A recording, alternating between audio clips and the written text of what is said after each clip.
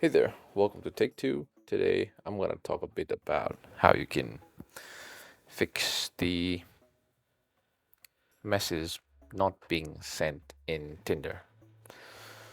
So, first of all, check your internet connection because most of the message not sending is caused by internet.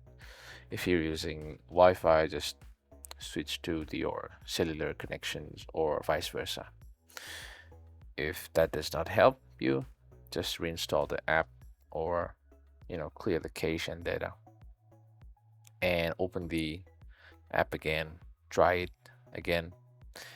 uh, Go check on your Play Store or App Store if there is a update available for the Tinder.